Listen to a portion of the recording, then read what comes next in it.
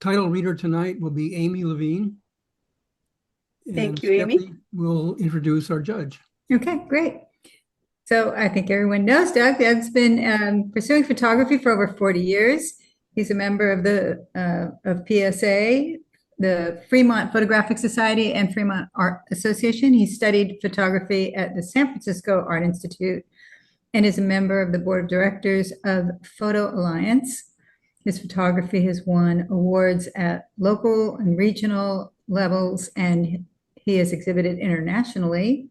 And in addition to his interest in the aesthetic aspects of photography, he brings knowledge of the technical aspects of digital photography as well, and image analysis from his work with Eastman Kodak, with Hewlett Packard. And with that, well, I'll mention the philosophy. Humans have been creating images to share experiences for at least 30,000 years. It may be, yeah, it may be only one thing that truly distinguishes us as a species.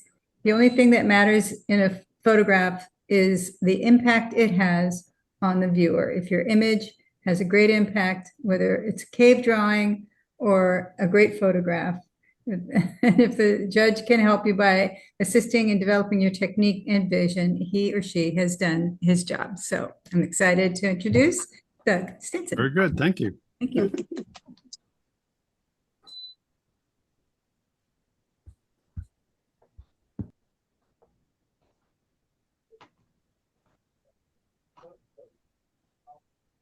Okay, you should all see nature. Yes. Mhm. Amy, you're on. Can you hear me now? Yes. Yes. My lips were moving before, but okay. Nature, basic and intermediate, 2 images. Wow. Oh. Can't quite read the titles. They're falling off the bottom of my screen.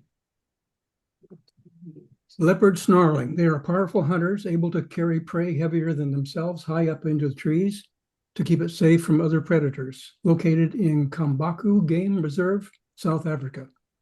Great. Well, it has a good exposure. Everything is nice and sharp, particularly the eyes and the head. The fact that the focus kind of fades off as we go back into the rear of the animal is perfectly acceptable and maybe even desirable to keep the attention on the face itself.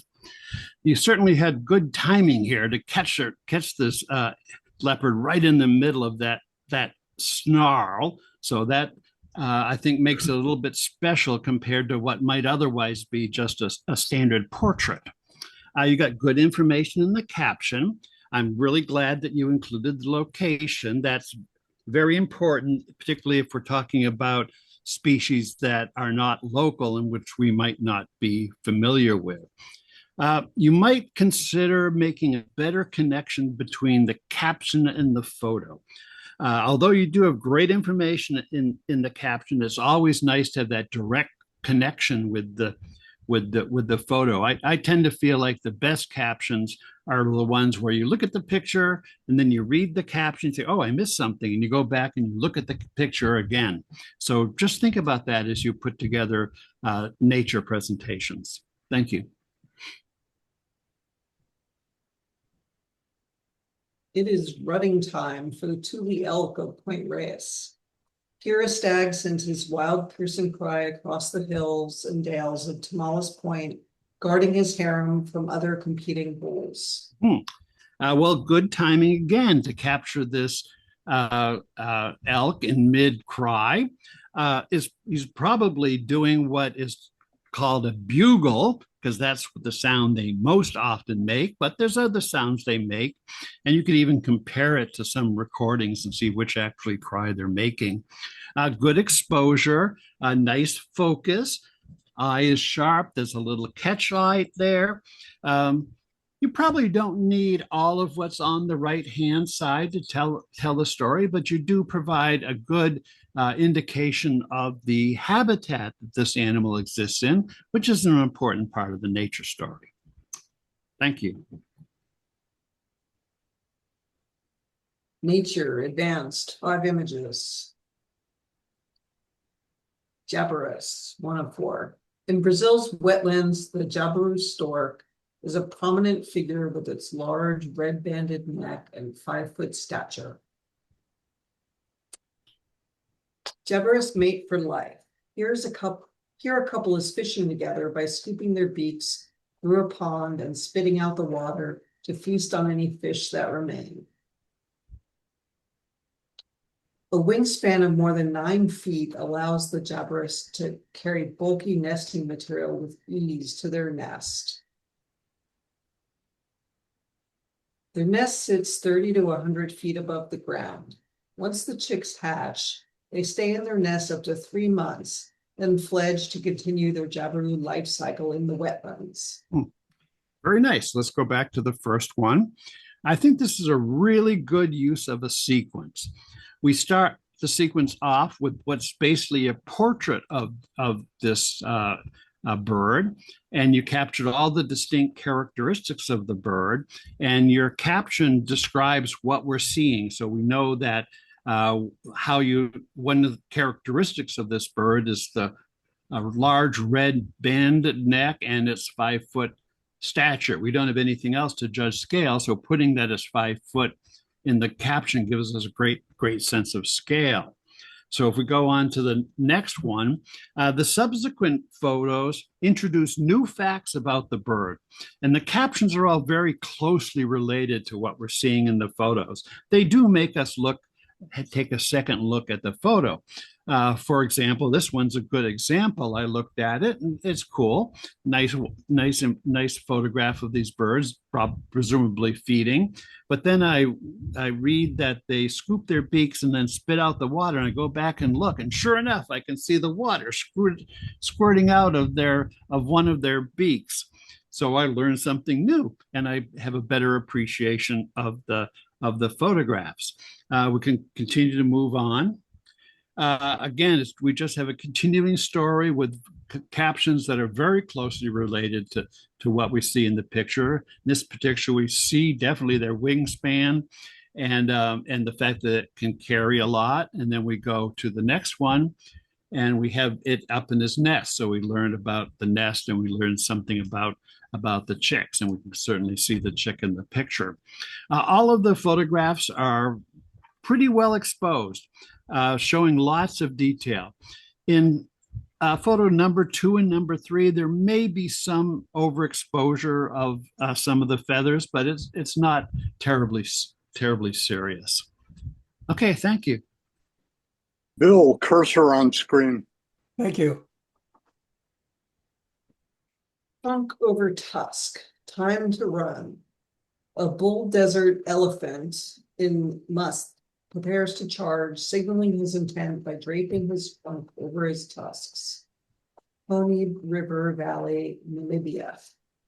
Well, again, this photograph captured the elephant in a very critical moment as they're signaling their intent to charge.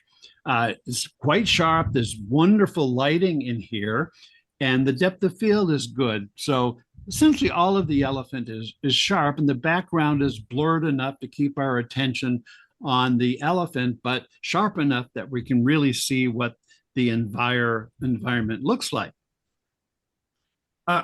It's a great caption for nature. I do appreciate the use of the scientific name, and I think it's important in this particular situation, because the desert elephant is actually no longer recognized as a subspecies of the bush elephant. So there could be some misunderstanding of exactly what the species is, but you put the scientific name in there, and so that removes all possibility of a misunderstanding. The caption made me look back at the photo with new understanding. And one of the things I noticed is that really dark area running down the elephant's right side, so on the left from our perspective, And I suspect that dark area is a thick tar-like secretion called temporin, which comes from the temporal gland on the side of the elephant's head and only occurs during musk. So there's a lot of good information in this photograph. Thank you. Bumblebee bedding down at dusk. A yellow-faced bumblebee hides under zinnia petals for the night, winding down after a day spent foraging for pollen and nectar. This is excellent close-up photography. The bee is very sharp. Its features are easily recognized. Although some of the more distant petals on the flower are a little bit soft, they are well within the range of acceptability, given the subject is actually the bee, not the flower. The caption also made me do a second look because I see pictures of bees foraging, but I've never really seen a bird settling down for the evening, and made me go back and look at the photograph and say, oh yeah, he's not foraging. He is settling down, kind of go to sleep or something. So that was kind of cool to have that connection. Again, the scientific name I think is very useful in this case because this species is native to the west coast of the United States. We're often familiar with honeybees, but honeybees are not native. They've been imported. So technically honeybees, if you want to be technical about it, are either domestic or feral and not allowed in the nature division, although I don't think anyone would take that definition that seriously. But here we have an honest to God native bee from the West Coast. Thank you. Mountain goats are prominent, iconic species in Glacier National Park, known for climbing steep slopes. Glacier also has one of the largest native populations of mountain goats in the lower 48 states. Yeah. So this is an excellent portrait of a mountain goat. The eyes are nice and sharp, as is pretty much all of the animal. The fur is very well defined throughout. It's we're very well exposed. White animals sometimes can be a little bit of a challenge, so that's nice. And we clearly showed their habitat being on this rocky cliff face here. So it's kind of interesting. I guess they are so iconic that no one has a scheme for how you identify whether this is a mountain goat or not. If you Google how to identify a mountain goat, all the answers about how you tell a male from a female goat, but I guess we all know how to recognize a mountain goat. Thank you. The venom of the European garden spider is intended for insects and is harmless to people. Cool. Nice, sharp close-up. I can even see the little hairs on its legs. That's really nice. And I congratulate the photographer for IDing this species down to the species level. It's not just a generic spider. We know that it's particularly a spider, the European garden spider, and its scientific name.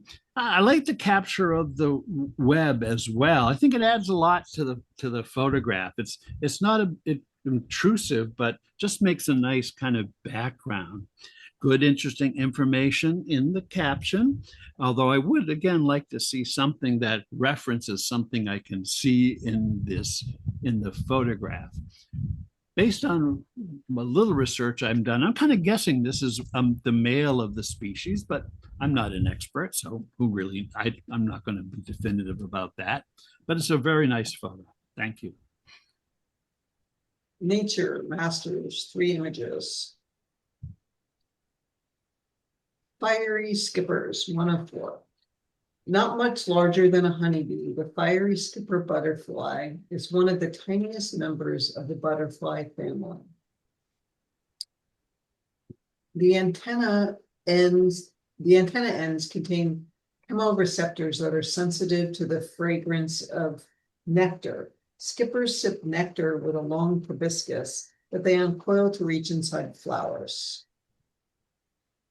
With the proboscis inserted, nectar droplets are gathered via surface tension. The flower in this series is Lesser Calumet. Named for their flame orange dorsal coloration, fiery skippers are also energetic flyers. They typically cool down after flight with hind wings and fore wings separated. Santa Rosa. Santa Rosa. Well, we'll start with the first one. And I think it's just how cool it is that you got a photograph of a skipper and a honeybee in the same frame. So we can actually directly make that size comparison that you talked about in the caption. Both insects are nice and sharp. We can see all their little hairs and stuff. Particularly, the honeybee is sharp around the face and the eye. The skipper is pretty much sharp everywhere. So I think you did a very good job of what's the most important part of the subject here. Next frame. Okay, so we have a clear view of the antennae and the coil proboscis. When I first looked at this picture, I thought, oh, that's a moth, because I've always been told butterflies have just simple antennae and moths have more fuzzy antennas. But this is a butterfly, not a moth. And you mentioned that these are very sensitive chemoreceptors on the end there. So that's cool. I can, again, reference if I didn't understand what was going on at first, as soon as I read your caption, I would go up and look at the picture again and see. I'm also was good to see you point out about the fact that the proboscis is coiled, which again I can see very nicely in the photograph. It's interesting that coiled, being able insects with a coiled proboscis is actually one category of butterflies. So it's kind of actually moths and butterflies. So it's both useful for how it works and as an identifier for identifying these things. I really like the way it holds the flower too, and I can see all the hairs and stuff on its legs. 3. And this is kind of cinematic because now we see the proboscis being uncurled and inserted into the flower.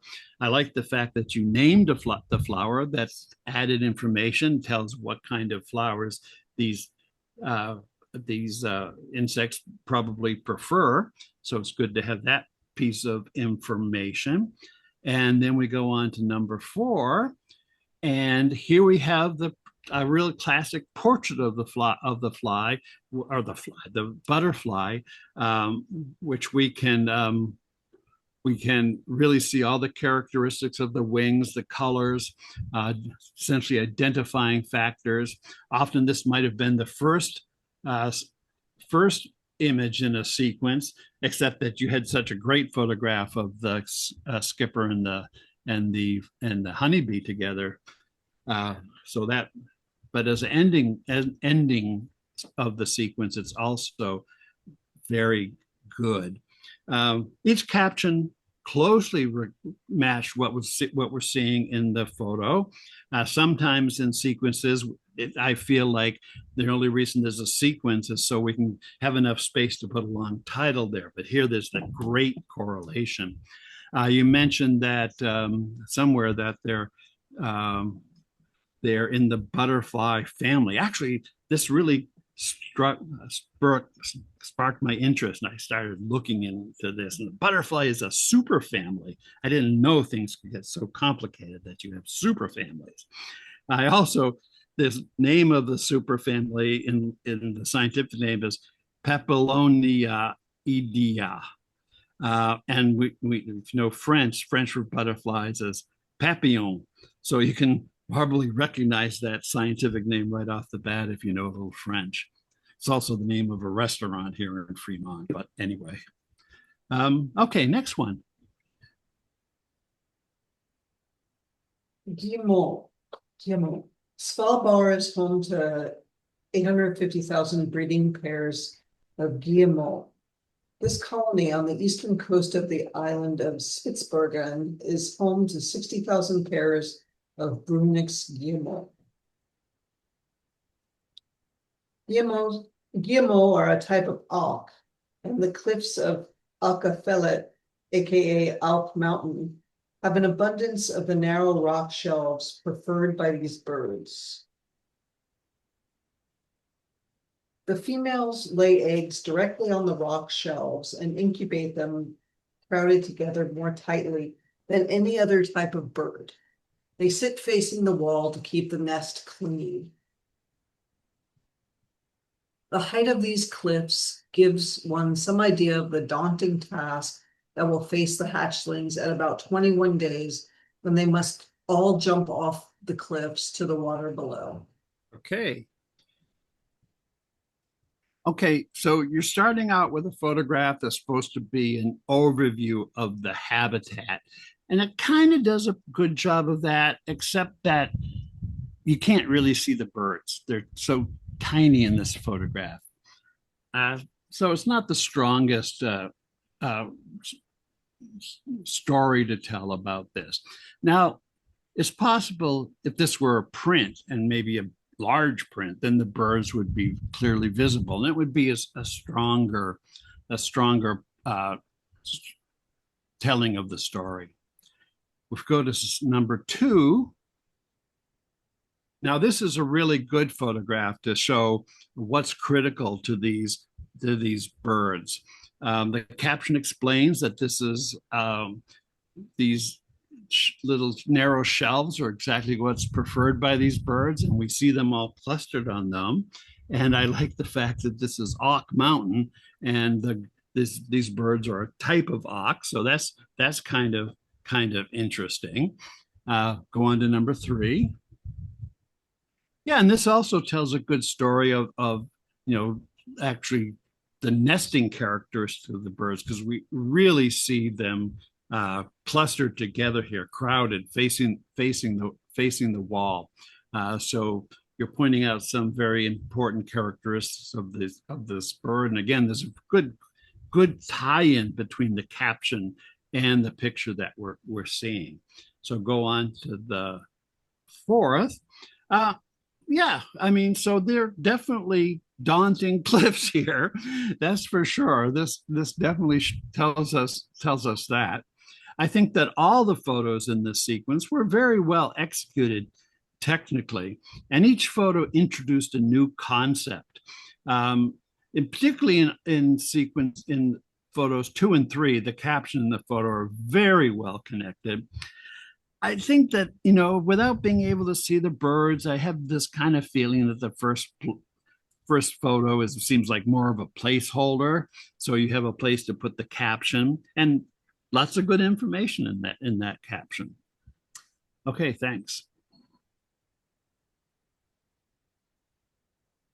The common eland is the second largest antelope in the world. Eland herds may vary in size from just a few to more than 500 animals. Populations have been declining due to hunting. Masai Mara, Kenya. So the photo clearly shows the features of the animal. It's very sharp. You can see delineate the fur and all the other features. The picture shows that it's a herd animal, so that's an important characteristic that we need to know. And certainly the ones in the front are nicely sharp, and as we go to the back, they start to get a little bit soft, but that's okay. They're further away, and they're still well enough in focus that it's perfectly fine.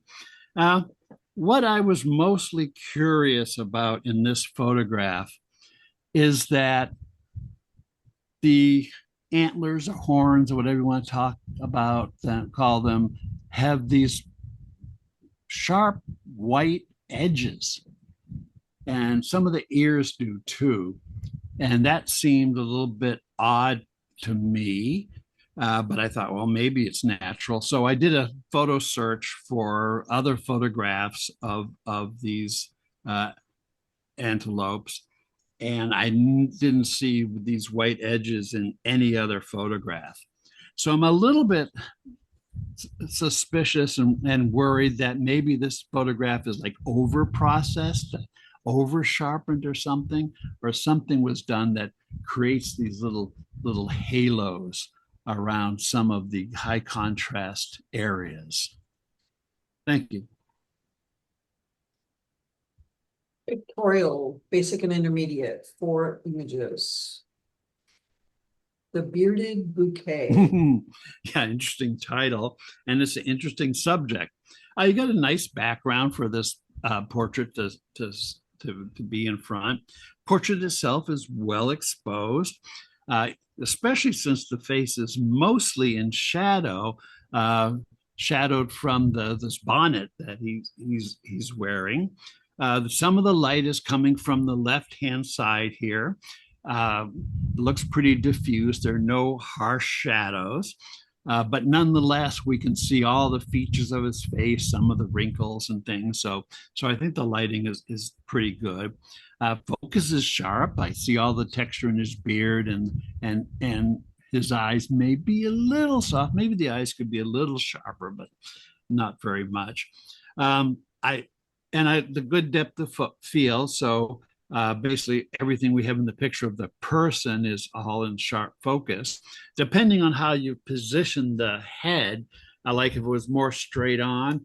If the ears went a little bit soft, that would probably be okay. But here you have his head tilted. So I think we really need to see the hair and the ear sharp, and you've done that. You've also, I believe, took this picture. You're probably at eye level with him, which is I think appropriate. It's a neutral perspective to take. It doesn't exaggerate in either direction, and it has kind of a personal feel to it. And kind of that 3/4 portrait is also a nice angle. Thank you. The Nubian giraffe is considered to be the tallest land animal on Earth. They are endangered with less than 3,000 in the world. Handsome gentleman at B. Bryan Preserve were the stars of the show. Okay. Lots of info in the title. That's kind of interesting. It looks to me like you're going for drama in this photograph, and I think you've made a good start on that. I know this is basic, I believe, but still, I'm going to give you some suggestions that you can think about as you look at working on pictures like this. So first of all, I would suggest you lighten up some of the dark areas on the front giraffe, particularly to provide more separation of the two animals in the muzzle area. They are looking like they're kind of blending together. Now, when you do this, don't go too far or you're going to lose the drama. So I appreciate how you want kind of this high contrast thing. You can darken the face of the rear giraffe just a little bit to, again, make that separation between the two. You could even experiment maybe with adding just a touch of blur to that rear animal. May not work, but it's something you can experiment with. And again, if possible, I don't know if there's any information in the neck of the rear animal, but if there isn't, then just leave it like it is. But if there is, then you could lighten it up just to the point where you can start to see some of the detail. I'd also suggest you might want to consider cropping down from the top to maybe about halfway to the horns on the front animal. Then you'd have to adjust your vignette accordingly when you do that. But you might want to experiment with these ideas and see what you come up with and see what you think of it. And maybe have some other ideas of your own you want to work with. But I think this photograph is a good start to do some very good work. Thank you. The brooding cloud cover made such a dreamy reflection on the water, broken only by the ship's wake. And then the dream was shattered by a dolphin's spectacular leap. Well, I have to say these are pretty incredible reflections in the water. Maybe you've done some modification, maybe you didn't, it doesn't matter. how you got there, but I think it's really interesting. And you have a great caption of the dolphin leaping. Uh, Perhaps some of the splash is a little bit overexposed. I don't know if there's any detail that you can bring out of that, or if it's just blown out and there's nothing there. I think the title tells a great story, although I actually think that the dolphins should be part of the dream and not and not what's shattering the dream. And I'll say, in addition to being in the pictorial category, this would probably make a good entry into the creative division as well. Thank you. The answer, my friends, is blowing in the wind. Yeah, I love this fluorescent blue that you've transformed this dandelion into. I think that's really, really interesting. And you've got great exposure and focus. Everything in the dandelion seed part is very sharp. The stem is, you want to de-emphasize the stem, and it is darker and a little bit out of focus. That's great. The way you've cut off the left side of the photograph, I think that adds a little bit of energy to the picture, as done the whole angle that you've seen. It's hard to recognize the angle if you were just looking at the seeds, but if you follow the line of the stem to the center of the seeds, you'll see that even that round part is at an angle, which I think adds energy as well. Now try doing the exact same thing with some of the seeds actually blowing in the wind. Thank you. Pictorial advanced, 4 images. Origin. Yeah. There are a number of things I really appreciate in this photograph. First of all, the texture in the clouds on the right. I think that's just lovely. I also really like that purple glow that's around the point where the lightning originates in the cloud. I like the exposure of the field down at the bottom where it's just barely visible. Really, that darkness, but with details, I think really works. And I also like the fact that you captured this irrigation device that kind of hugs the horizon there. That just adds some little interest into the picture. But the thing I really like the most about this picture, besides the lightning strike, of course, is that it looks like the clear area is coming down from the clouds and sweeping to the left. And then it terminates at the horizon at the exact point that the lightning is striking. And I think that is just fantastic. If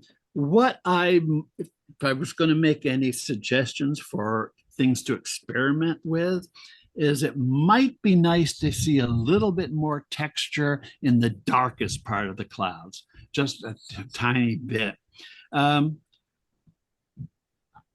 also just think about the two very dark areas on the right side. I think they're fine. I don't know if it'd be an improvement if there was a little texture there or not. I even tried cropping it out, and I don't think that improved it any. So just some things to think about. Okay, next, please. A red-footed booby hovers over the Kilauea Lighthouse.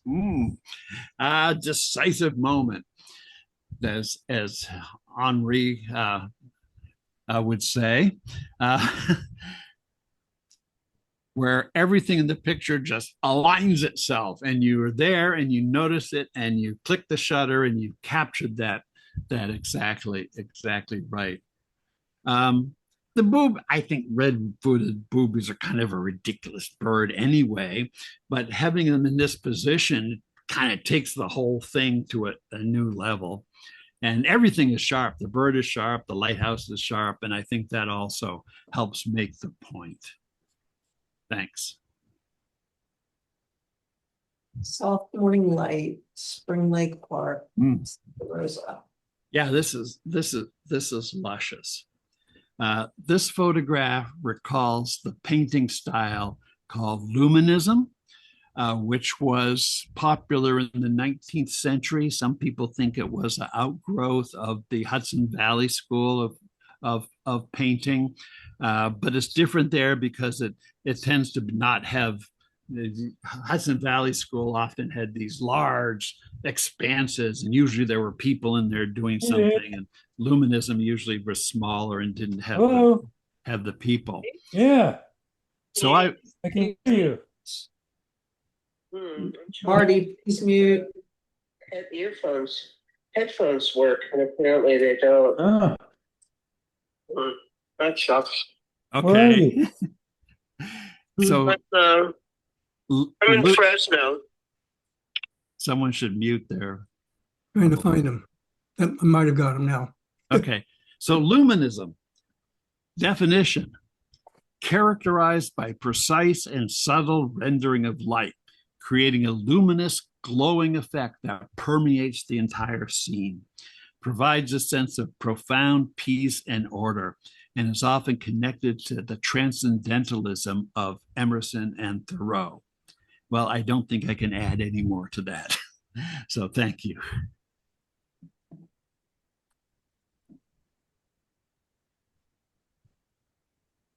Suspended. Yeah, we have another great close-up of the spider. Lots of details. I see the little spiky things on its legs. Nice sharp focus. I like the way the web is shown here. I don't know if you wanted to be suspended. Should we maybe rotate it 90 degrees so the head is down? I don't know if you've tried that, but I don't know if that's better, but it's something to play around with if you want. I'm kind of guessing that this may actually be the female of the species that previously I thought we saw the male of. But I'm not an expert, so I'm not going to guarantee that. Thank you. Pictorial Masters, 6 images. W. Persimmons in the rain. Yes, lovely colors here. The diffuse lighting produces no sharp shadows, but still providing this luscious kind of three-dimensional characteristic of these persimmons. I really like your choice of shutter speed. It's turning the rapidly falling rain into these little streaks, and they have a finite length. Instead of just going from top to bottom, you actually see several of them. So I think that actually gives a good impression of the falling raindrops. And then we see on a couple places, most prominently on the most right hand and top persimmon, we see a place where a raindrop hit the persimmon and then scattered off.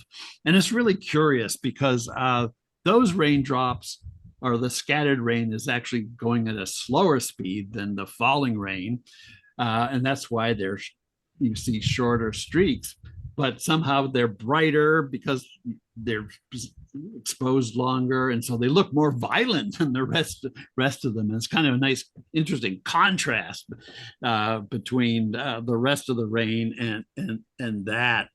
And then you have little drops of water everywhere, so that kind of reinforces the idea that this is a gentle rain. As much as well, first of all, I guess the one thing that kind of I think about is like right in the middle of the frame, there's a water streak that's in front of everything. I don't think that feels as good as the other streaks. Might want to consider cloning it out. I don't know. It's maybe worth playing with. And as much as I love those sharp, exploding scattered drops on the right-hand side, I'm not sure we need all of that. And you might consider cropping in a little bit, maybe halfway to the branch, maybe not quite halfway, and see what you think of that. I'd like to have negative space at the bottom of this picture, but I know from trying to take pictures of things in trees that's often not a possibility. There's something that more stuff below there that would only make the picture more complicated and not as opposed to simplifying it. So, so I like it. It's good. Thank you. Lace in bloom. Well, first of all, I really appreciate the perspective. You got down low and shot up through this thing. It's not only dramatic, but it's kind of a personal. These. It's hard to get really feel like there's a personal connection between the photographer and the plant. But I think in this case, you achieve that. And what it really does is provide a really unique rendering of the blossoms. They're translucent and almost the same color as the sky. They seem insubstantial, as if they were made from the sky itself. And that definitely dramatically reinforces the laciness of the subject, which you're pointing out is a key thing because you put it in the title.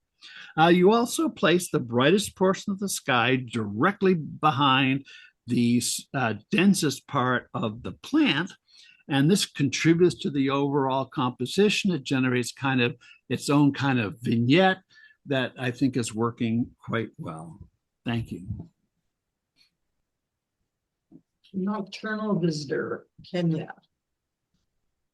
Yeah, these night photographs, I assume they're taken with some kind of flash, often can create these very dramatic photographs. And this is an excellent example of that.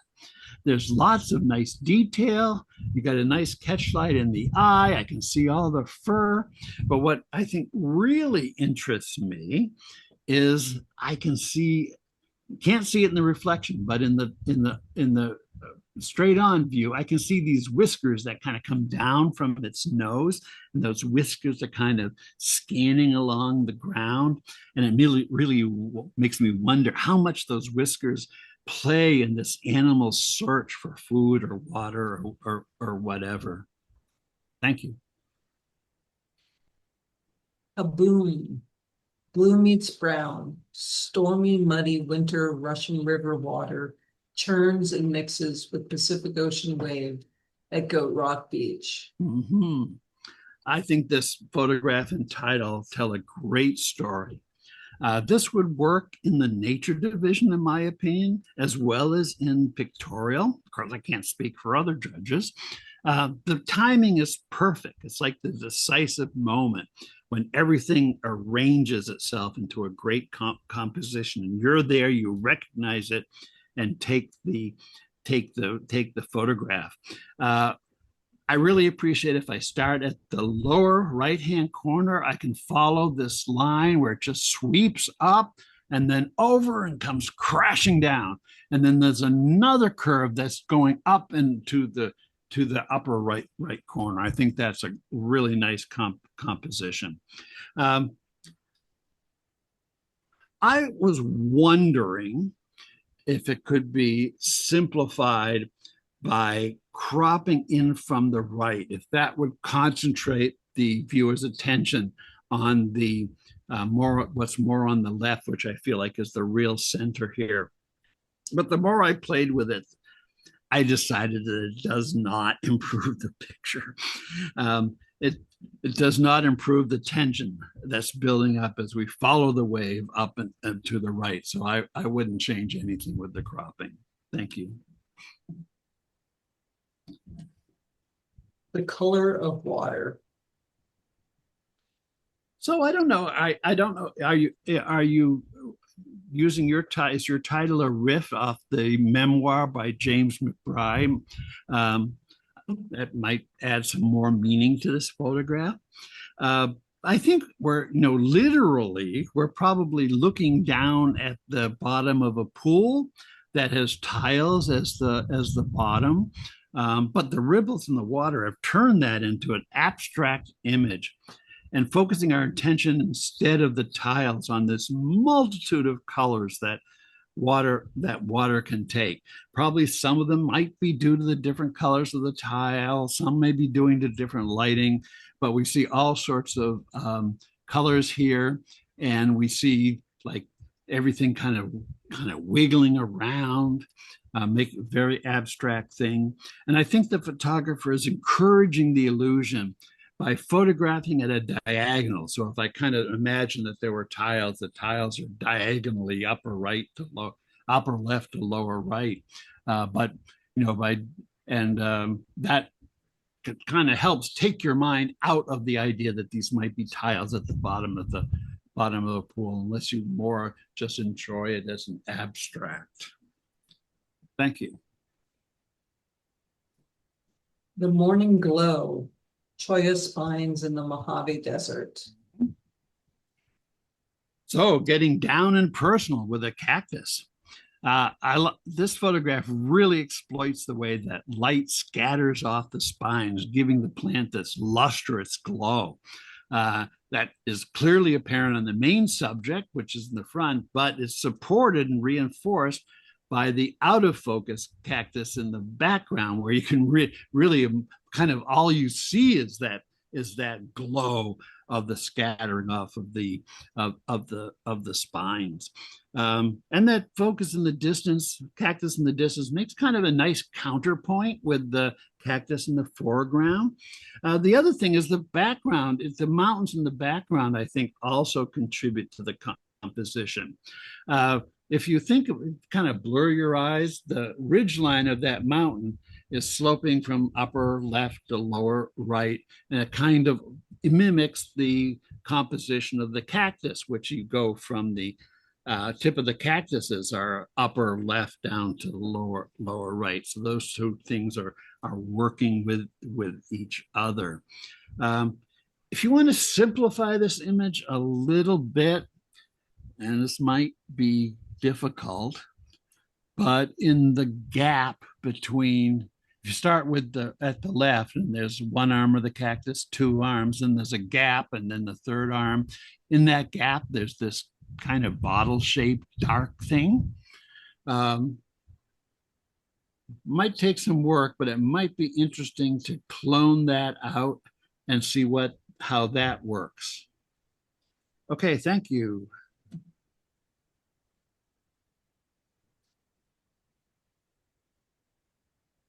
Okay, I think. Yes. We'll take a 5-minute break. Okay. We've covered pictorial and nature. We have critique, feedback, monochrome, and travel ahead of us. Very good. Back in 5 minutes. Let me share my screen again.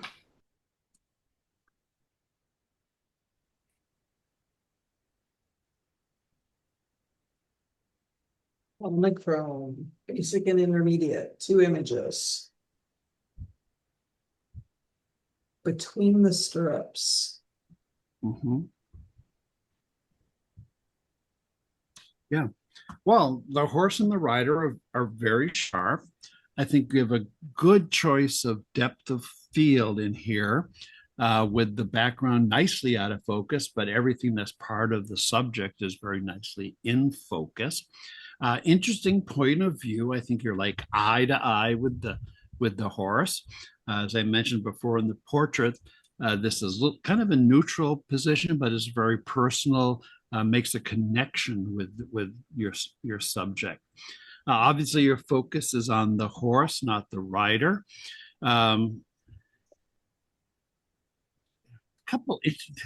trying to think about this picture in terms of like compositional elements, and the rider with his legs forms like a C, and that kind of denotes stability, because you could see a C sitting there, and then the horse's head is more like a V with the point down, and that signifies instability. So you kind of have those two things going on here. But I like your message of there's something going on between the stirrups that's critical. Thank you. Interesting landscapes created by glacial striations as glaciers move across granite carving grooves and marks. Mendenhall Lake, Alaska. Mhm. I guess I've mentioned this a couple of times, but this is another picture that works in monochrome, but it also would work in the nature division, especially with that title that you've got.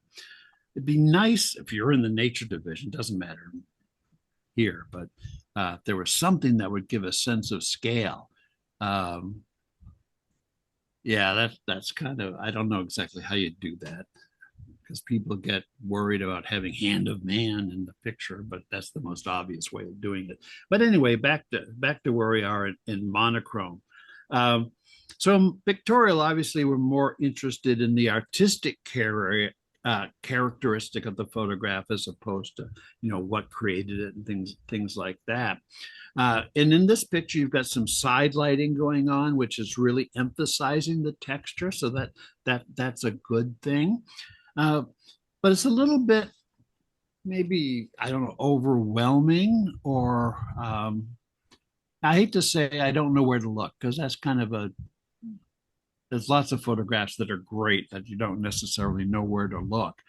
But I'm just wondering if there was a particular area that you thought was visually particularly interesting, that would catch your attention. Maybe it doesn't tell as great a story about how these grooves happen, but just visual interesting. So, there's almost like a triangle in the middle, maybe, focus on that. It's really up to you what you think is the most visually interesting part, but I think it might require a little bit more focus. Thank you. Monochrome Advanced, 6 images. Winter's stillness. An Icelandic lake mirrors winter's peaks, where a solitary rock anchors the fleeting reflection in quiet permanence. Well, I have to say this is a very poetic title for this photograph, and it certainly deserves poetic. And I think that even if you hadn't mentioned that solitary rock, I think clearly the solitary rock is actually the what this photograph is about. There's if you think about haikus, one of the things that characterize them, they have 2 beats, a main thing and then sort of a surprising second thing. And I can't decide whether, the mountains, because they're so big and massive, that's the main beat, and then this rock is the second beat. I think that's probably the best description. But, if you think about that rock not being there, much less interesting photograph. One of the things I like is that the water is so dark. Photographers often put red filters in to make the sky dark, but here's the water that's dark, and it makes a nice reflection. It gets darker towards the bottom, which kind of gives some solidity to the photograph. You got lots of nice texture in the mountains. I think most of even the bright snow is pretty well exposed. You don't need to have texture absolutely everywhere. And of course, as we go further into the frame, the mountains in the distance start to get a little bit softer and a little bit lower contrast, which gives that sense of distance. The one thing you might consider, and again, I'm like a nitpicking guy, is about a third of the way in from the bottom, there's a little couple stems that are sticking up out of the frame, and you might want to just, they would be easy to get rid of. Okay, thank you. In motion. Mm-hmm. Well, it was an interesting effect to add interest to what otherwise might be a static portrait. I think that the area around the head is the part of this that works the best. And I think you should try experimenting with some really radical cropping, where you come in from the left and, almost just a tiny bit of the neck shows, and up from the bottom, just crop off maybe the feet there, and just look at that part, and and then see what you think about that. Okay, thank you. Aftermath. Oh, we got some crazy patterns here. The title suggests that maybe there was a collision or an explosion or something like that. Or maybe this is totally abstract and it was just meant to be metaphorical. But anyway, this wonderful texture, great contrast here. You put the center of this object, the thing that looks like an object, and kind of the PowerPoint 1/3 point. I think it works in this case. It's a nice rule, usually works. Doesn't have to be that way, but I think it definitely works in this way. I do like the border you've put on here too. I think that black border with a little bit of rough edges and then the white around it, I think it actually adds quite a bit to the perception of this photograph. So good work there. Thank you. Waiting. Well, I think the muted tones kind of contribute to a feeling of calm here.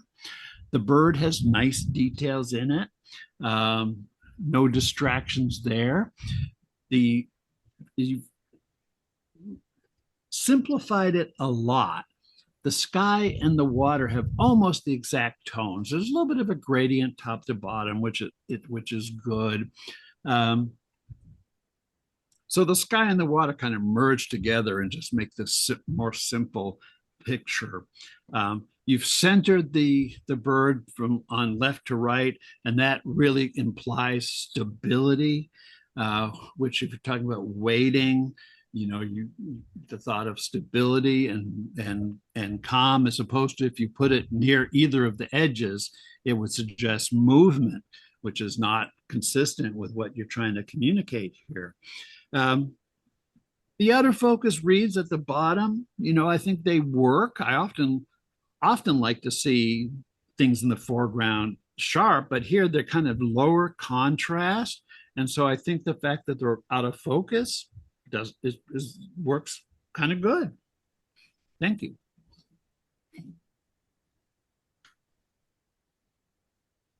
Higher and higher. Yeah, very simple photograph. The birds actually have some detail in here. We're not talking about total silhouettes. Kind of generally, the size of the bird generally increases from the bottom to the top. It's mostly mid-tones. There's no real blacks here, and I think that connotes a kind of lightness and communicates lightness to the whole thing. Then you kind of have this progression of wings as it goes as well. No negative space, or very little negative space for the birds to fly into, and I think that is important. Positive thing about this picture, because I feel like these are going higher and higher, and eventually they're going to break through the boundary and keep going. So you don't need space for them to move into to communicate that. You want them to be heading right towards the boundary. Thank you. Wind chill -30. I definitely can feel the wind and feel the cold when I'm looking at this picture. Particularly if I look at the upper part of this picture and probably more to the upper right, I really feel like these trees are being torn apart and pieces are being blown off to the right. And if I look at the trunks themselves, they kind of look like they're being broken. There's snow plastered around one side and they're dark on the other.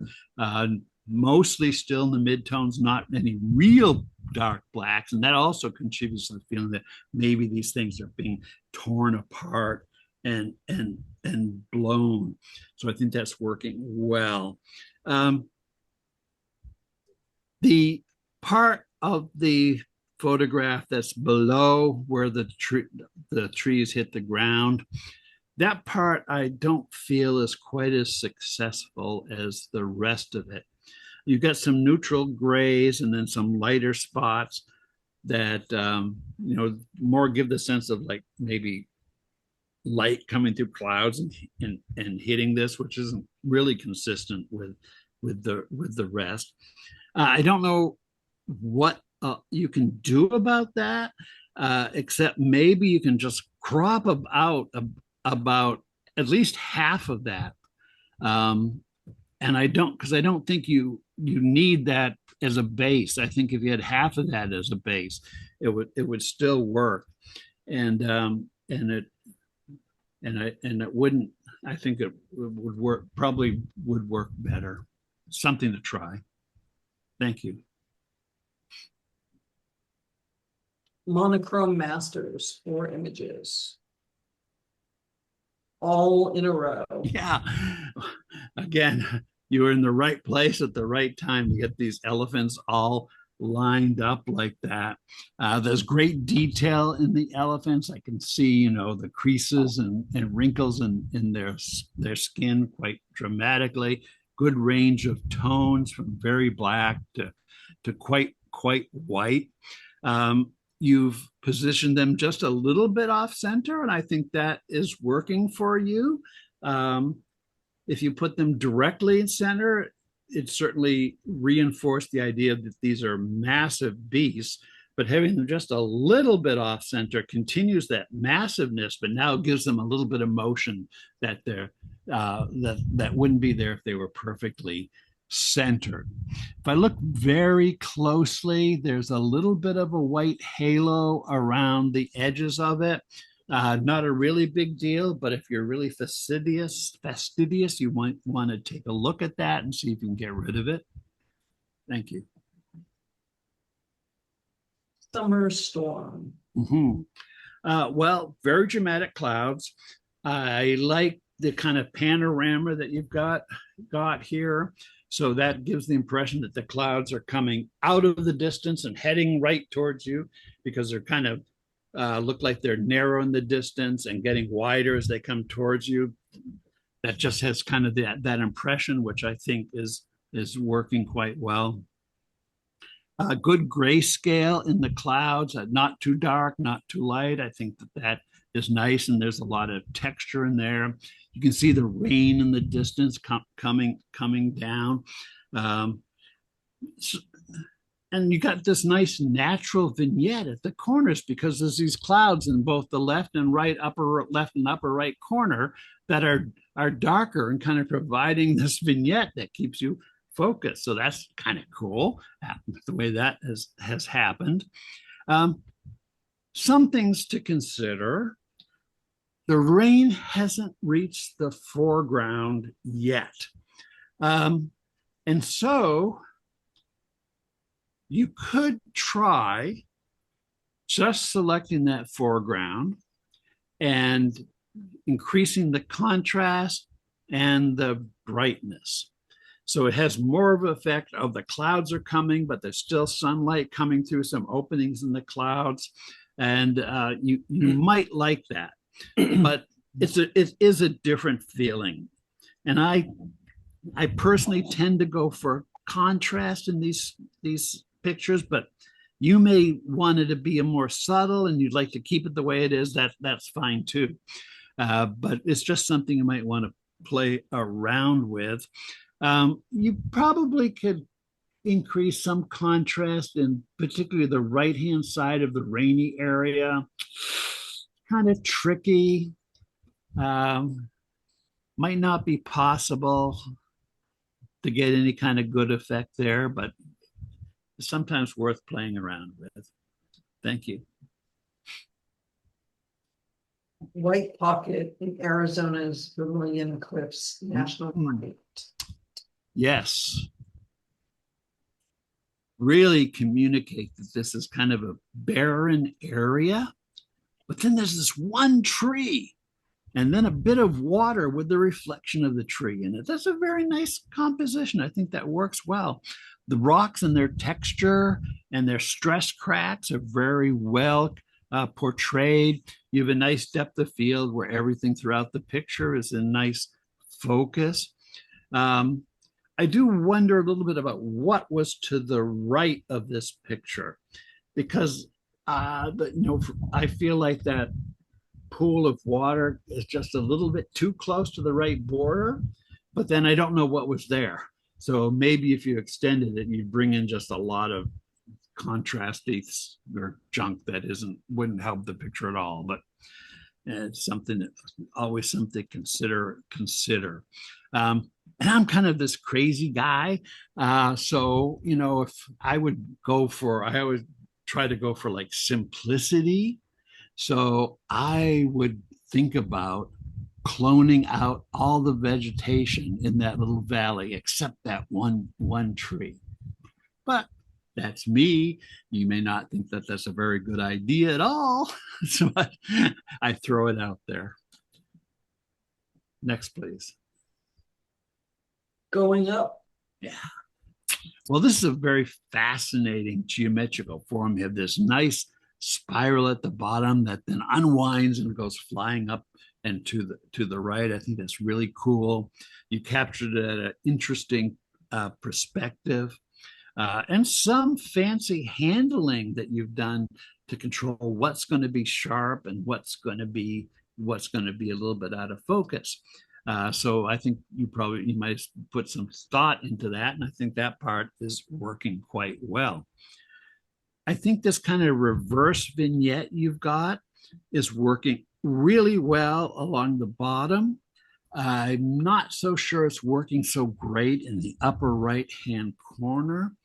One reason may be that, to balance it, you should see that on the upper left-hand corner, but you're already looking at a white wall there. So maybe it doesn't show, but I would just try playing around with it a little bit more. Maybe even getting rid of that vignette altogether and just leaving it along the side and the bottom, and see how that works. Okay, thank you. Travel, basic and intermediate, 3 images. Marjorie Glacier in Glacier Bay, Alaska, is still advancing at about 6 feet a day. At 25 miles long, 300 to 350 feet thick, and a mile wide at its base, it is an irresistible force of nature, hard to imagine. Mm-hmm. Yes. I think the detail and the color in the glacier is well shown.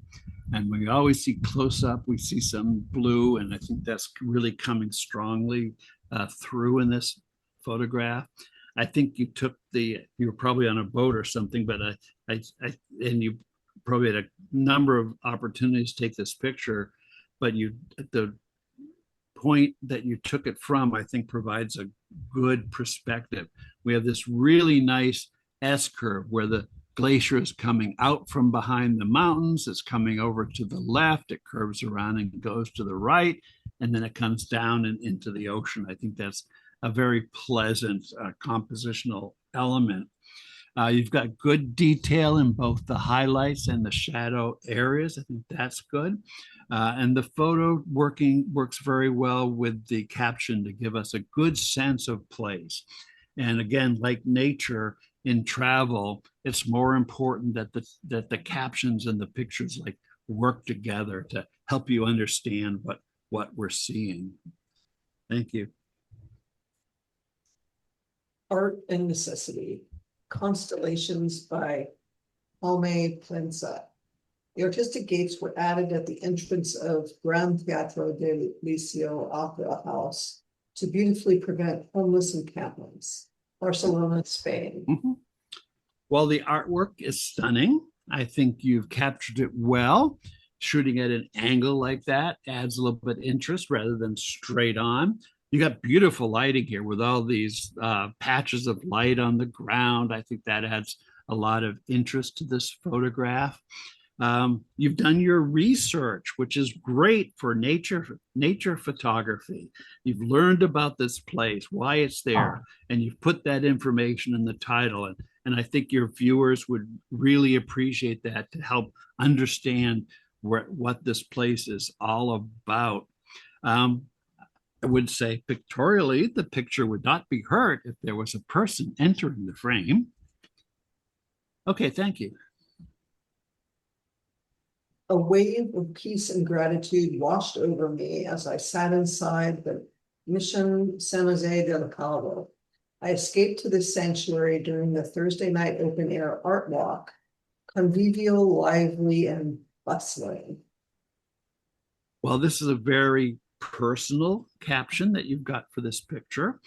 I think, you know, if you had a series of photographs with captions like this one, it would make a good travel log. The photo itself is, it has this kind of overall yellow cast or color grading. I'm not sure where that's coming from. The color may signify gratitude. It's not great at communicating peace. Overall, the whole picture is kind of soft, you know, almost like maybe you have something on the lens of your camera that's doing this, or maybe it was intentional. Yeah, if you want to get into more advanced things, the columns on the right are nice and straight. The columns on the left tilt in. Those are things that can appear to tilt in, I should say. Those are things that can be corrected in post-processing. Thank you. Travel advanced, one image. Street scene, Cusco, Peru. Well, this is an extremely interesting scene. It tells a lot about this place. You have a woman with a baby, you have dogs on the street, you have this steep hill with the stairs going up and some people climbing those stairs. You have a person leaning against the building. You have this weird cart thing with the blue on it. It's kind of also interesting. Overall, your exposure is excellent. The light is coming predominantly from the right, and so it's brightly illuminating the buildings on the right-hand side, but you've controlled that well. The buildings on the left-hand side are in shadow, but they're still pretty well exposed. However, you might consider selecting the buildings on the left-hand side and boosting up the brightness just a little bit. Have to be careful with this.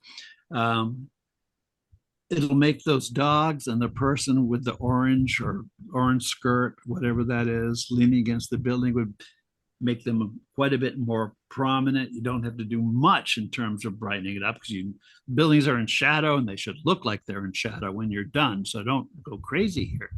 But, you know, basically accomplishing what your eye does automatically when you look at a scene like this. In photos like this, which really give kind of an overview of a place and document so much about it, I do encourage people to add dates to their travel captions. I think of people looking at this, coming across this photo 50 years from now and thinking about the changes that have happened, and they would appreciate knowing when this was taken. Thanks. Travel masters, 2 images.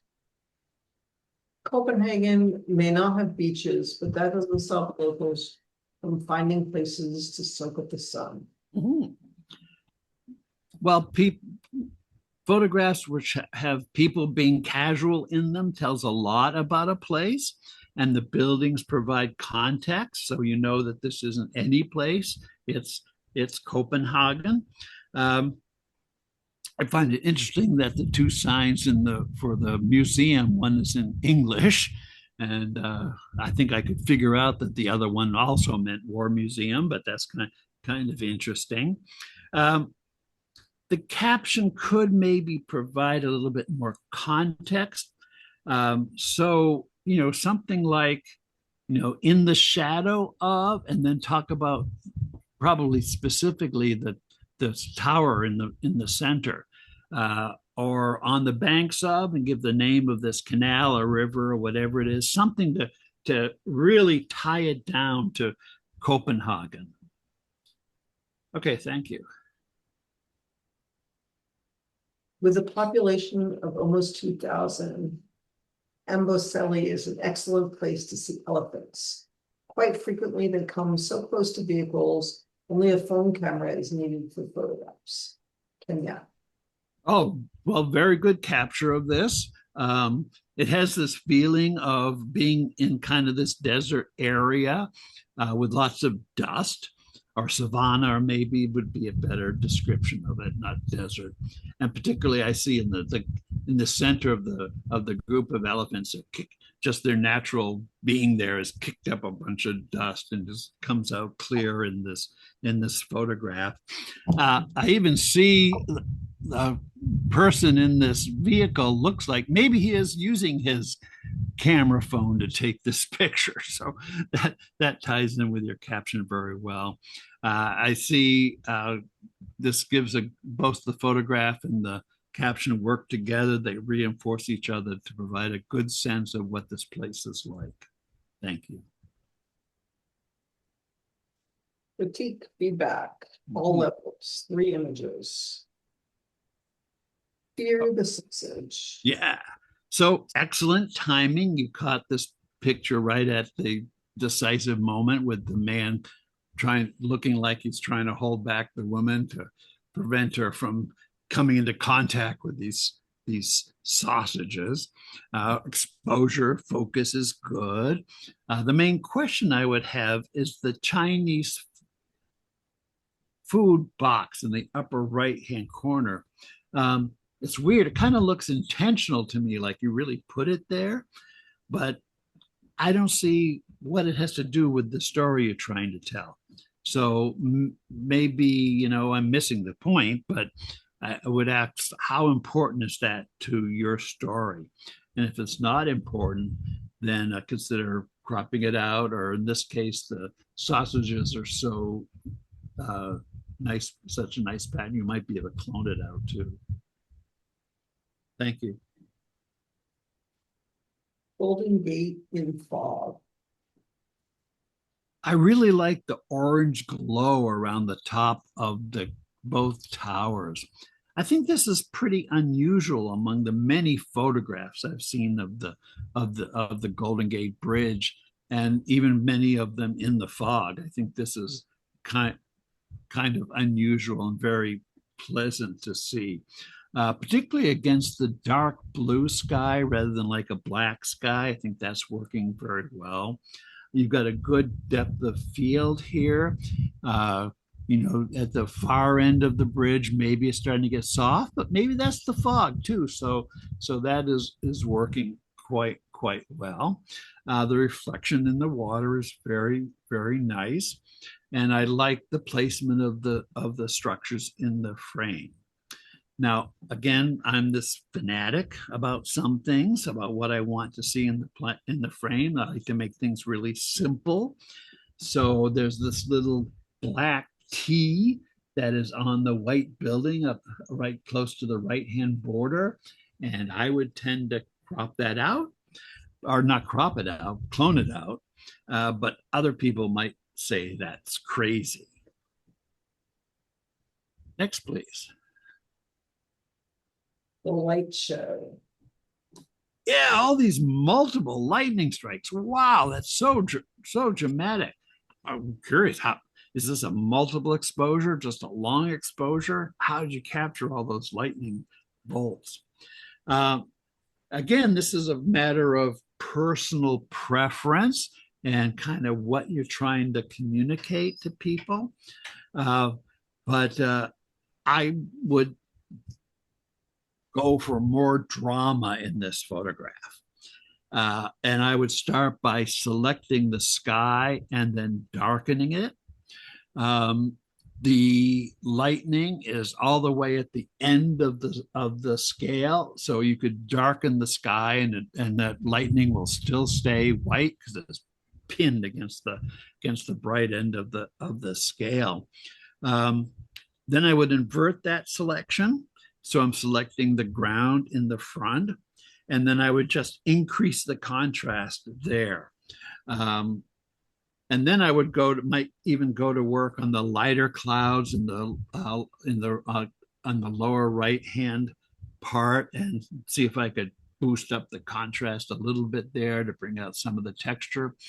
So these are all ideas of things you can work with, and how much you do it or how little you do it is totally up to you to get the effect that you want.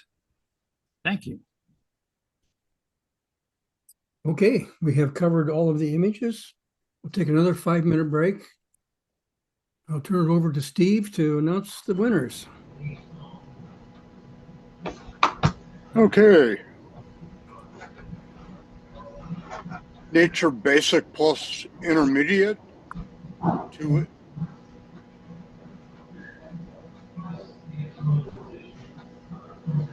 Second place, Martin.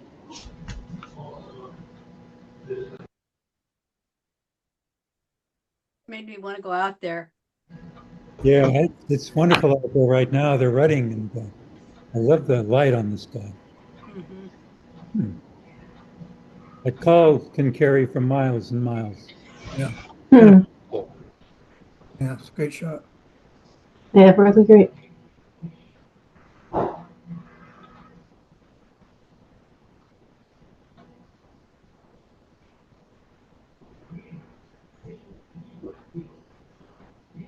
Congratulations to Martin. Nice moment. Thank you. First place, Helen. Oh, that is a stunner. Yeah. Great fangs. Oh, What man. a vicious little thing. Hopefully she had a long lens. Gorgeous eyes. Yeah, Nice. the eyes, Nice photo. eyes are amazing. Thank you. Congratulations. Nature Advance, 4 images, honorable mention. Yay. Tricia. Thank you. Yeah, this was during a walk at a local park, and it's so small you could hardly see it, and getting it sharp was a real trial, but thanks. I love the web. It's really cool. Mhm. You did a good job capturing it. Thank you. Beautiful Bill? background. It's really gorgeous. Mhm. Yeah. Build the M key. Ah, there it is. Scary. Mhm. Nice and steady. Yeah. Nicely done. Congratulations. Third place. Pat. I can only say we had to get out of there fast. Yeah. Yeah. Luckily, I wasn't driving because the stick shift was on the other side of the car, and we had someone else driving who knew how to quickly shift and turn. Lucky you. Yeah. Wow. Great story too. Beautiful. Wow. Scary. Yeah. Congratulations. Second place. Pat. Pat. Oh, Oh my. I love these bumblebees. They're very, very gentle. And it could be a female or it could be a drone. Most of them are drones because they've been kicked out, sadly. But they nap in the zinnias. I can't pick them in the evening unless I move them to another flower when I'm doing it. So I try not to disturb them because they're so busy during the day. not really. Give them a break. Yeah. Pretty cool. Very sweet. Very nice. Congratulations. First place. Oh, Stephanie. Oh my goodness. yeah. Well deserved. Yeah. Very nice. Beautiful. Nice series. Wow. Wonderful sequence. Thank you. Yeah, great story. Oh, wow. Doug, thank you so much for Bird. Oh, that's great interaction. Mm. I had a few years worth of images to go through to kind of pull the story together. Doug, thank you so much for your comments. Oh, I nice. love the baby. I I love how the baby looks like it's made out of metal. Uh-huh. It's ready to eat, though. That The is sun, the sun is shining on his black little face. Yep. beautifully framed under the Oh, current. The bird in the background looks like a different species. They have a kind of a upturned beak, a little smile in their beak. They're so cute to watch. Little smile. When they start clacking their beaks, they communicate by clacking their beaks together, and then they do the scooping thing. And they're just amazing. They're so strange. They're amazing to watch. It's a heck of a nest. Yeah. They're huge, and they keep growing and growing. They come back to the same nest every year. As a matter of fact, it may have been the year before I took this picture, this location. There are parakeets that will kind of come in and make a whole colony inside the nest, and the whole thing fell down. I think it was last year. Ah. Yeah, it was quite a scene. Great. cool. Congratulations. Thank you. Yes. Nature Masters, 3 images, 3rd place. Cindy.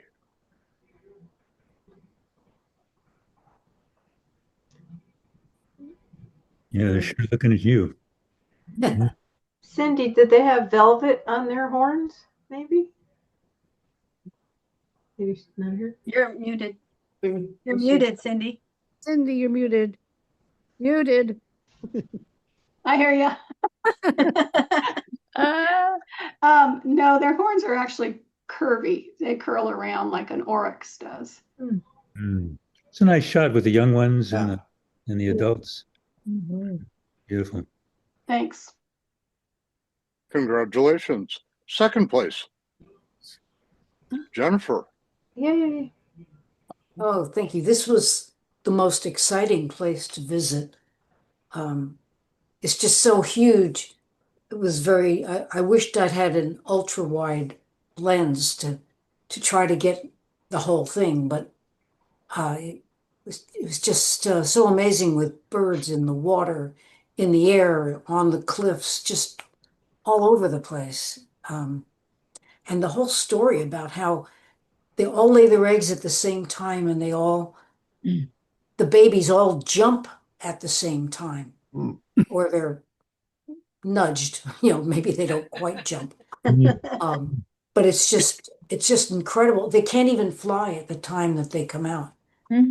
They're only 3 weeks old, and then one of the parents, almost always the male, stays with the baby for 6 weeks or more after that, taking them out to sea and teaching them how to hunt and care for themselves. It was just fascinating. Wow. How were you you were in a boat just going by, and you were able to just kind of Well, we quickly were in and a then boat, the but we stopped? took Zodiacs out. Oh, nice. Oh, nice. And just went. It was probably at least a half a mile long, this set of cliffs. And we went along the whole thing, watching these birds, and there were mostly the guillemots, but every once in a while you'd see some other kind of bird. I guess they figured that was a good place to hide out and be safe from the predators. And we saw some of the predators, which I didn't manage to capture, but the skua birds that fly around, and actually Arctic foxes and things like that try to come and get the eggs. Jeez. Even on the cliffs, huh? Cool. Even on the cliffs like that, yeah. Adventuresome fox. Yeah, it's just amazing. Powering. Spectacular cliffs. Yeah, they're amazing. Yeah, it was one of the highlights of the whole trip to visit this colony. Oh, that's great. Were you on a boat? We were in a boat. Zodiac. The boat made a big circle around most of Svalbard, which is several different islands. With a little excursion far north, we went up to almost 82 degrees north. We were within 600 miles of the North Pole at one point. Gosh. We had to go that far to see the pack ice, which is what they wanted to show us. Wow. That was fascinating. It was It's been chilly. yeah, if this was it was a 40th anniversary trip. My husband said, "Whatever you want, pick whatever you want." This is what I picked. Good for you. Congratulations. Yeah, really. Yeah. Tremendous. Congratulations. First place. Oh, Bill. This is yeah. Oh, that's great, great. great Great. series. Wonderful. Beautiful. Oh my Great God. story Thank the too. presentation committee for suggesting that we take pictures in our backyard. Yeah. That's how this started. Yeah.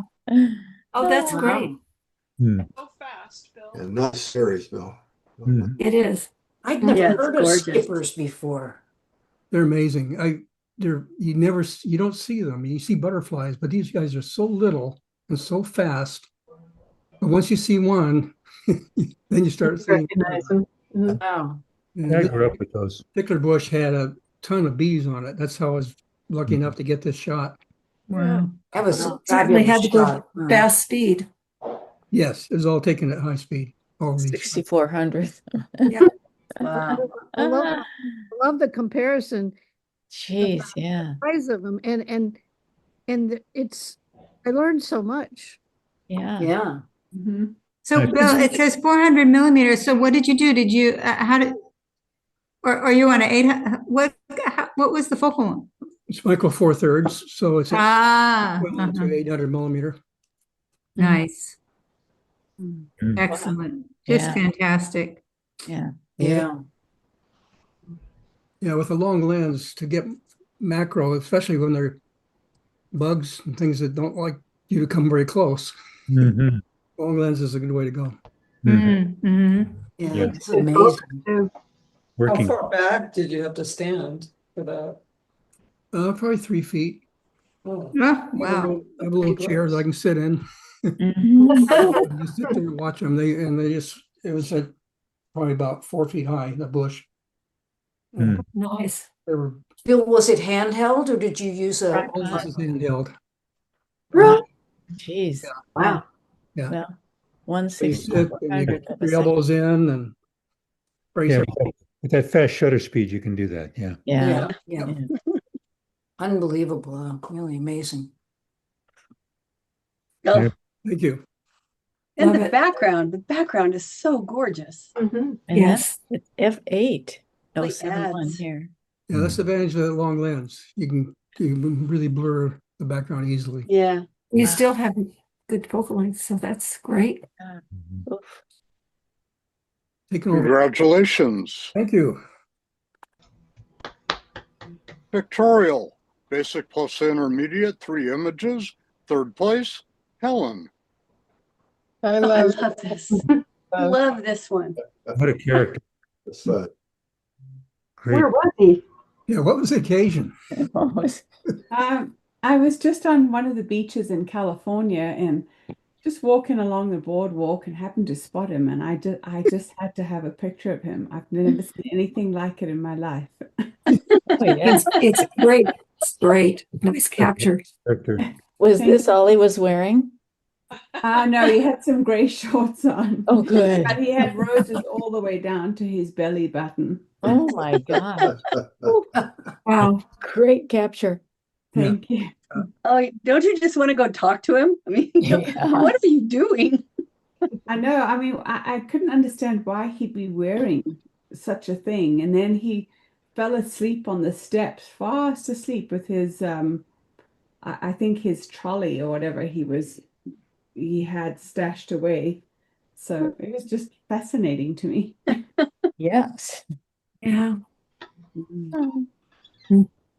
Congratulations. Second place, Martin. That's pretty cool. Really trippy. Yeah. Yeah, really. Wow, that's nice. Interesting fog. Yeah. Your monochromatic is really beautiful. Yeah, the cloud cover was dramatic for sure. Yeah, it's really Wow. beautiful. Nice. Congratulations. First place, Mm. Lindsay. Cool. Oh. I love the caption. Is Yeah. Lindsay here? I don't think so. Didn't see her name on the list. Yeah. Oh, Yeah. Well, in the wind. Huh. iPhone. Nice. Yeah. Rick. Yeah. 16 Pro Max. Yeah. Hmm. It's like constellations. Yes. Right. Oh. Congratulations to Lindsay. First place. Sorry. Pictorial Advance, 3 images, 3rd place. Oh, Trisha. we spent our 35th wedding anniversary on Kauai, and this was the Kilauea Lighthouse. And we both waited. We could see what this guy was doing because first it was on the little rim, and then it started to just move, and then it just hovered there. Just stayed right there. It was so cool. So lucky. Cool. Like Tony Reynos would say, that's the money shot. Yeah. Thank you. Oh, yeah, totally. Oh my gosh. Congratulations. 2nd place. Linda. Oh, thank you. Beautiful. Spring Really Lake is such a beautiful place to photograph. That's a great image. Nice image. Yeah. Yeah, thanks for all the comments too. It's fun to get out there. And the new word. Yeah. It's beautifully framed. You really did a nice job with that. Yeah. I agree. Very nice. Yeah, Tony had me crop a lot. Good. He's good. Yes. Congratulations. Thank you. 1st place. Sherry. Oh, I knew that was a Sherry shot. Yep. Very much. I appreciate the comments, Doug. Yeah, that light is amazing. Yeah. It's great. Absolutely gorgeous. When I saw it on the back of my camera, I was so excited. I was like, I can't I bet you. Oh my gosh. And I love the title. Yeah, I was just going to say that. The title's great. Yeah. Origin. Yeah. Really spectacular. where the lightning is leaving the cloud. Oh, yeah. Congratulations. Pictorial Masters, 3 images. On 3rd place.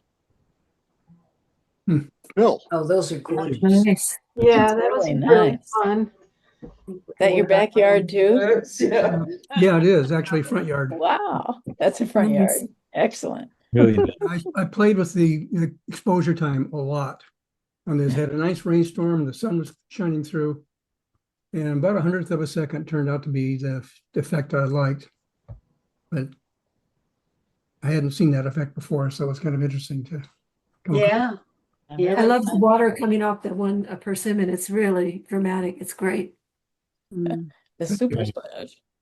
Yeah, the super splash. Yeah. Congratulations. 2nd place. Nancy. Whoa.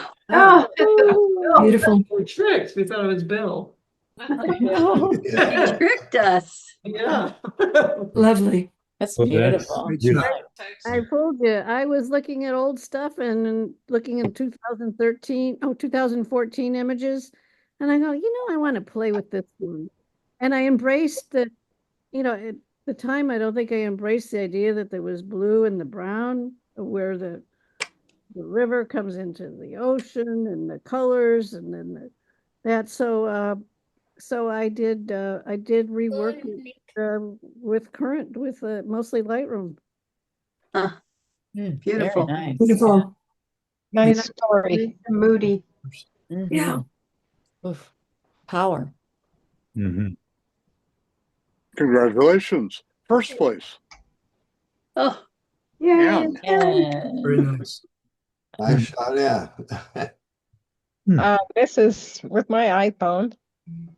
So I tried to get a simple background. The only way I could get one was the sky. So I had to get low and shoot up, and the sun was just going down. And I kind of like the lighting on this one. So beautiful. That's, Cool. that's gorgeous. Really nice. Congratulations. Monochrome Basic plus Intermediate, 1 image, 1st place. Helen. Lovely. Yeah. I like your black and white horses. Fun shot. Fun Thank shot. you. like the fringe chaps. Nice crop too. Thank you. Congratulations. Thanks. Monochrome Advance, 4 images, honorable mention. Ellen. Thank you. These are the sandhill cranes. And it's one of those shots that it's with the iPhone. And I just whipped it up and grabbed it. And it's, any rate, I liked how it looked, even though it's not really detailed, but I thought it was fun. Very good. Yeah. Where is this? Near Lodi. Where? Talk to Tricia about the Sandhill Crane Festival. That's where we Coming were. up, November 7th, Okay. Lodi, California. Of course. Congratulations. 3rd place. Mark. Nice. Yeah. Sweet. Peaceful. Yeah.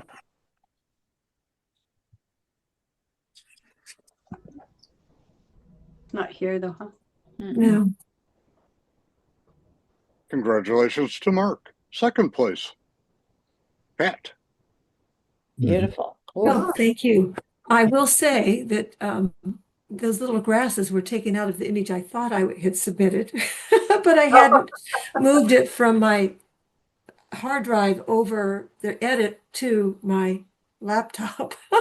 So I put the wrong one in. So I agree with you, those little wisps of grass needed to go. And they were gone from the image I thought I submitted. So thank you for that tip. You were right. Reinforced your decision. Sorry, I put the wrong one in. Anyway, yeah. Congratulations. 1st place. Beautiful. Yeah. Yes, great, Tricia. Tricia. Lovely. What's the story here? Thank you. This is taken at the Petrified Forest Oh, in wow. Santa Rosa. Nice. And there's the wood shapes there are just incredible. It was really great. They're kind of like petroglyphs, I mean, petroglyphs. Yeah. Beautiful. But this one to me looked like a crater, like something had dropped into the middle of it and splashed everything out. Yes. Thank you. Great. Yay. Congratulations. Monochrome Masters, 3 images, honorable 3rd place. Cindy. Nice sky. That sky is great. Yeah. Whoa. Yeah. It's so cool watching the rain in the distance on the desert, the wide open spaces. Nice. Congratulations. 2nd place. Jennifer. Oh, thank you. Nice. Yeah, I like that suggestion about taking out those other things of greenery. Yeah. And yeah, I think that might make it simpler.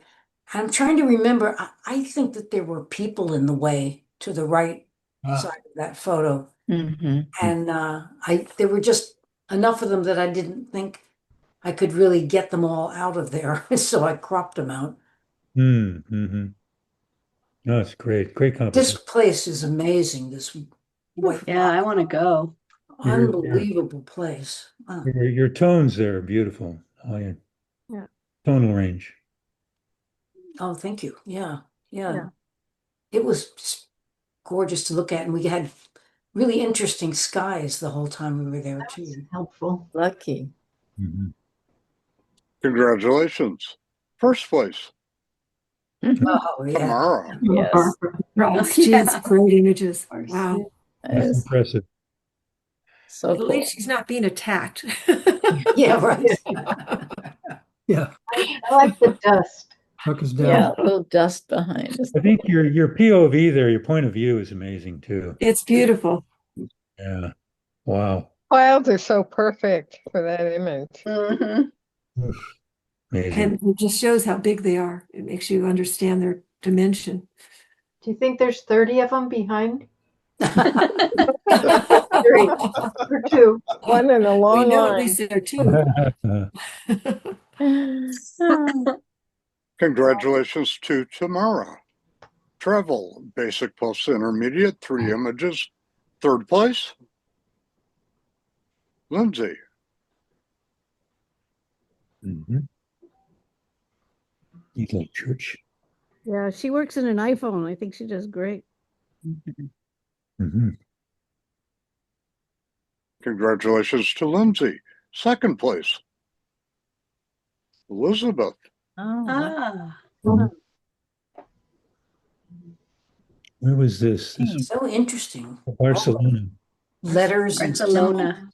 Looks like instruments too. No. Yeah, it looks like letters. Letters. Letters. It's different RTO. languages. Oh, and there's Greek. I see Omega. Oh yeah.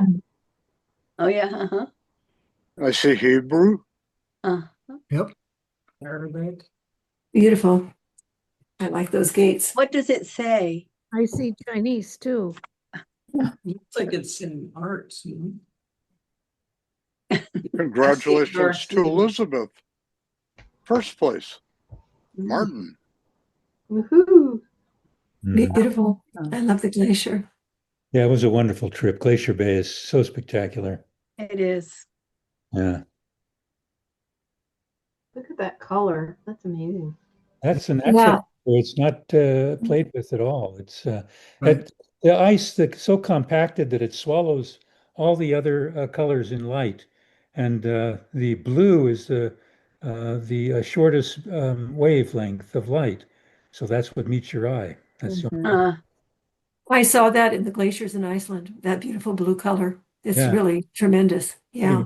100 feet of that face is underwater, so it's Wow. 100 feet. 100 feet of it. Yeah, it's 300 feet thick. How tall is that first bank The first bank, of ice? the face is probably 300 feet thick. Whoa. Wow. It's deceptive from a distance, but yeah, I would have liked to have gotten up close to that, but you had to shoot it from the ship. You can see the weather was really very overcast, but it just gave it kind of a dramatic look, I thought. Yeah, it does. Better than a bluebird sky, I think. And more emblematic of what you see in Alaska. You get a lot Yeah, I of love the fog over the mountains. That's also nice. Yeah, really pretty. Beautiful. Good job. Thank you. Congratulations. Travel Advanced. 1 image. 1st place. Ellen. Oh, good job. Thank you. This image, you wanted to know the date. It's 2015. Oh. And I always think of it when travel comes along, and it wasn't really great, but I know a lot more now than I did in 2015. So I made it a little better. 10 years, yeah.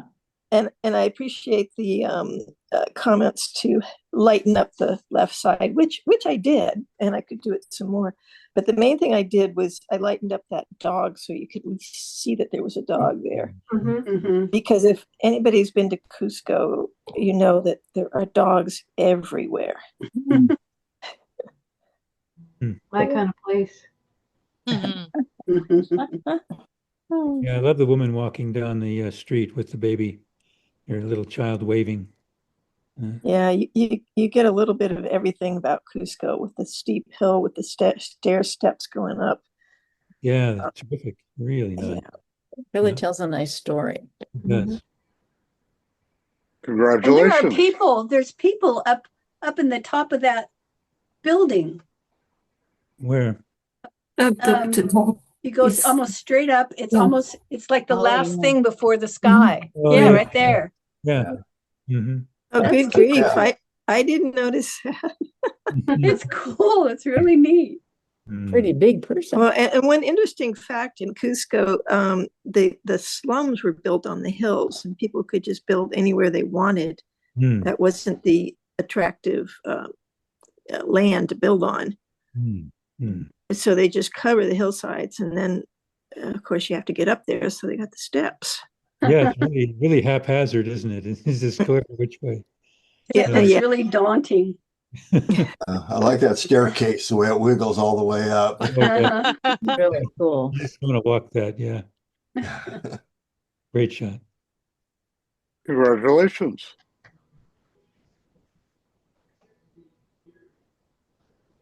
Travel Masters, 2 images. Second place, Jennifer. Oh, thank you. That was a good suggestion about the title. And it was a canal, and it was just so interesting because the water's cold there, and it's a canal with boats going back and forth, so not a swimming place, but it's just I just loved the people in Copenhagen. They just really knew how to enjoy their city. Mm-hmm. They're just so laid back and happy. I read somewhere it was designated the happiest city in the world. You felt welcomed there. I read something that the Copenhagans are getting tired of all the visitors. Too many. They were real nice to us. They didn't give us a bad time. I've also heard they're a happy country.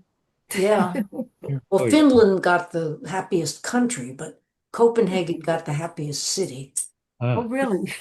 And it was really an interesting city. I just really liked Quite beautiful, yeah. I think hygge is a term I remember. Hygge means just a happy feeling in Denmark. Yes. Congratulations. Thank you. First place, Tamara. Oh, it's a great image. Yeah. Awesome. My gosh. Yeah, to show the closeness of that truck. Oh my God. This is when they got out of formation.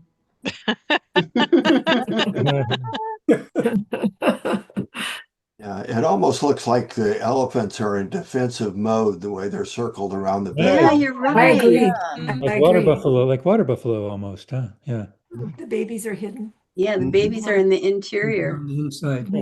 Yeah. Good observation. That is a good observation.